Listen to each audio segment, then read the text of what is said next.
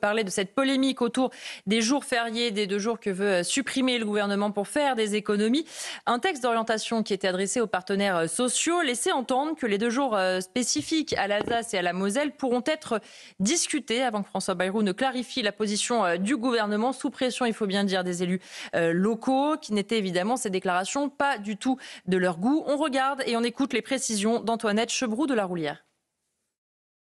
En Alsace-Moselle, les 2 jours fériés supplémentaires semblent non négociables. Dans un document transmis ce dimanche aux partenaires sociaux, le gouvernement détaille sa volonté, portée par François Bayrou, de supprimer 2 jours fériés dans l'année. Il y est précisé que des ajustements pour l'Alsace, la Moselle et Saint-Pierre-et-Miquelon pourront être discutés. Une petite phrase qui a suffi à susciter des tensions. Pour beaucoup, elle vise directement le vendredi saint et le 26 décembre, jours fériés supplémentaires dans la région. Le maire de Colmar, Éric Stroman, a réagi. De la même façon, c'est une remise en cause du droit local. On a des particularités historiques, ça fait partie du corpus législatif applicable en Alsace. Sur X, la députée Renaissance du Haut-Rhin, Brigitte Klinkert, affirme avoir aussitôt appelé François Bayrou. Il m'a assuré qu'il parle de jours fériés nationaux et qu'il n'a rien envisagé au sujet des jours fériés spécifiques à l'Alsace-Moselle. Je pense qu'il a été un peu dépassé par son administration, qui a dû faire une proposition qui lui a échappé, puisqu'il est revenu immédiatement sur son choix, sur cette proposition. Ces échanges interviennent alors que le gouvernement prévoit d'ouvrir à la rentrée des négociations avec les partenaires sociaux qui concerneront notamment le sujet des jours fériés. C'est évidemment l'occasion de parler plus largement de cette suppression de jours fériés, pas uniquement pour nos amis d'Alsace et de Moselle, mais Éric Nolot, on voit bien que François Bayrou, c'est un peu la seule mesure d'ailleurs qu'on a retenue de sa conférence de presse, pourtant très longue, il y avait beaucoup de choses qui ont été dites, et on voit que finalement il a totalement déporté le débat, on ne parle plus que de ça, et on a oublié qu'il y avait d'autres pistes d'économie. C'est presque un tour de passe-passe réussi pour le Premier ministre finalement. Juste un mot sur l'histoire d'Alsace-Moselle. Décidément, c'est l'action publique en France, c'est impossible, quoi. En fait. Non, mais c'est impossible. Soit vous Tout le monde doit bosser plus, sauf l'Alsace-Moselle. Oui, au Conseil constitutionnel, ou alors à des corporatismes, ou alors c'est non par principe, bon, etc. Alors, pour ce qui est des 2 jours fériés, la situation est la suivante. Il faut trouver de l'argent, faire des économies. Beaucoup, vraiment beaucoup. Rapidement. Or, ce n'est pas possible. Pourquoi ? Parce que toute réforme d'envergure supposerait qu'il y ait une majorité au Parlement, et puis surtout qu'il n'y ait pas une élection présidentielle en 2027. Donc, d'ici 2027, rien d'ambitieux ne se passera. Donc, on en est déjà aux expédients. Il ne s'est pas passé grand-chose d'ambitieux jusque-là. Oui, déjà, je ne vous le fais pas dire, mais là, c'est vraiment réglé. Parce que d'abord, il y a l'Assemblée nationale, et ensuite, personne ne veut bouger parce que 2027 est déjà dans toutes les têtes. Donc on cherche, il faut prononcer le mot qui convient, on cherche des expédients. On cherche des mesurettes, des petites choses qui vont combler une partie du trou sans toucher à l'essentiel. Les décisions vraiment d'envergure, courageuses, sont reportées à au moins dans 2 ans. Donc le Premier ministre, il fait ce qu'il veut, ce qu'il peut, parce qu'il veut malheureusement pour lui, ce qu'il peut. Et même quand il propose des choses qui ne sont pas d'une envergure folle, il se heurte à des tas d'oppositions. Non mais ce pays va vraiment très très mal. C'est irréformable en fait. C'est irréformable, et puis vous allez entendre aussi certaines réactions de l'opposition qui montrent que c'est encore plus irréformable. On va écouter Arthur Delaporte, c'est le député socialiste du Calvados. Lui, de toute façon, il est très clair, rien ne va dans ce budget. Écoutez-le.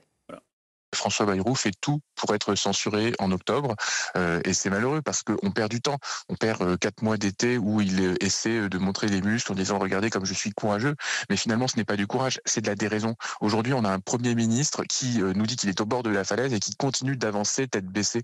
On devrait avoir aujourd'hui en effet des efforts qui sont faits, mais pas des efforts par les travailleurs. On nous dit qu'on veut encourager le travail. Qu'est-ce qu'on fait aujourd'hui sinon décourager les travailleurs? Aujourd'hui je ne rencontre que des travailleurs désespérés, des gens qui me disent « mais qu'est-ce que c'est que ce gouvernement qui veut nous prendre finalement ce qu'on a mérité, ce qu'on a gagné ?» Et donc, si c'est les travailleurs qui payent pour les riches, parce que je vais vous dire une chose, 4 milliards d'euros, ce qu'on veut prendre sur les jours fériés, c'est exactement ce qu'on a offert aux plus riches pour l'ISF. Si c'est à ces travailleurs-là qu'on fait payer des efforts, évidemment qu'il y a un sentiment d'injustice, donc évidemment que ces 2 jours fériés supplémentaires, c'est impossible. Michel Fayad, on entend Arthur Delaporte disant François Bayrou fait tout pour être censuré. En même temps, je ne vais pas me faire la porte-parole de François Bayrou, mais quand il faut faire autant de dizaines de milliards d'économies et en même temps être un Premier ministre populaire, on ne va pas se mentir, ça ne peut pas arriver. Et François Bayrou fait sans doute, comme le disait Éric Nolot, surtout ce qu'il peut. Est-ce que ce sont les bonnes pistes ? c'est un autre sujet. Mais sur la philosophie, il faut faire des économies. C'est pas populaire. Absolument. Il est obligé de réformer parce que la France, aujourd'hui, a un taux d'endettement qui a dépassé son PIB. Et donc, il est plus... En fait, on n'est plus au stade de se demander si on va continuer notre politique ainsi ou quoi. Et on est obligé de prendre des mesures qui vont vraiment faire face à cet endettement et surtout au fait que les intérêts de la dette vont devenir le premier Poste de dépense de l'État dans quelques temps. Mais encore une fois, ce député oublie le fait que la gauche porte une énorme responsabilité dans la situation actuelle du fait des 35 heures. Oui. Du fait qu'ils aient été aussi au pouvoir pendant 5 ans, au cas où il l'ait oublié. Absolument. Mais déjà, rien que les 35 heures, on a réduit la production de travail des Français. Et en réduisant la production de travail des Français, on a réduit la richesse de la France, en tout cas la capacité d'enrichissement de la France. Et d'autant que quand on a eu la belle période économique entre 1997 et 2002, eh bien, au lieu de l'utiliser pour investir dans les secteurs productifs en France, on les a utilisés pour recruter des fonctionnaires. Et ce qui n'est pas forcément aujourd'hui la solution qu'on aurait forcément mise en place. Si on avait su où cela nous avait mené, effectivement, la situation politique Arnaud Klarsfeld devient forcément compliquée. François Bayrou le sait, l'épreuve du budget est plus que compliquée pour lui. Mais forcément, il faut qu'il présente de toute évidence un budget avec les économies qu'on lui demande. Tombera-t-il ou pas? On sait que c'est plutôt le Rassemblement national qui va avoir raison ou pas de François Bayrou, mais on imagine forcément que ça n'est pas une situation très enviable, ni pour le gouvernement et encore moins pour les Français qui, du coup, sont toujours soumis à de la politique politicienne et loin de l'intérêt général. Pendant des siècles, les rois ont cherché de l'argent. Avant, ils pouvaient expulser les protestants ou les juifs et prendre leur argent. Ce n'est... je ne vais pas dire malheureusement, mais en tous les cas, c'est heureusement plus le cas. C'est heureusement plus possible. On va le formuler comme ça. C'est heureusement plus possible aujourd'hui.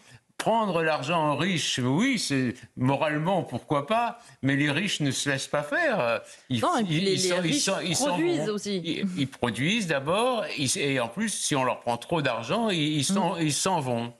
Et les riches comme vous le dites, produisent, donnent des emplois, payent des impôts, etc. Donc, s'ils ne peuvent pas prendre plus aux riches, ils prendront plus aux classes moyennes et aux pauvres. Mais prendre plus aux classes moyennes, c'est-à-dire réduire la classe moyenne, s'il n'y a plus de classe moyenne, il n'y a plus vraiment de démocratie. Donc, ils sont dans une situation... où on est dans une situation difficile et il faudra des réformes qui seront des réformes difficiles. Et comme Éric l'a dit, ce n'est pas possible sans une élection présidentielle.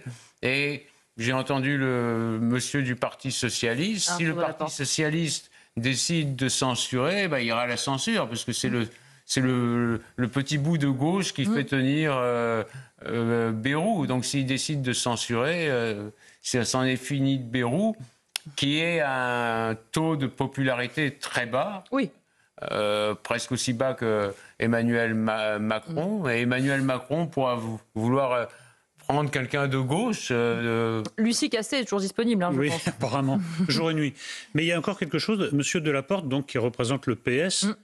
parle au nom de la classe ouvrière. Déjà, on devrait hurler de rire. Qu'il ne représente plus depuis très longtemps. Non, parce que déjà, il ne représente plus grand-chose, le PS. C'est 1, quelque chose à l'élection présidentielle. Et en plus, alors, les ouvriers qui votent pour le PS, là, c'est des raretés. Ils doivent être exposés comme spécimens d'une espèce en voie de disparition. Donc, écoutez, moi, j'aimerais bien... Il nous dit, mais on rencontre des travailleurs désespérés qui me disent, moi, j'aimerais bien parler avec ces gens. Voilà, est-ce qu'il les connaît vraiment? Moi, j'ai un doute. Je pense que là aussi, il faudrait s'en remettre à la voie populaire. Parce que là, il y a trop d'obstacles, de refus politiciens. Parce que c'est tout. Où chacun prétend défendre des intérêts. Voilà, c'est la petite tambouille. On prépare peut-être l'éviction de Bayrou. Je pense qu'il faut passer par-dessus ces obstacles politiciens, puisqu'on est dans une forme de paralysie. On va parler d'une autre paralysie avec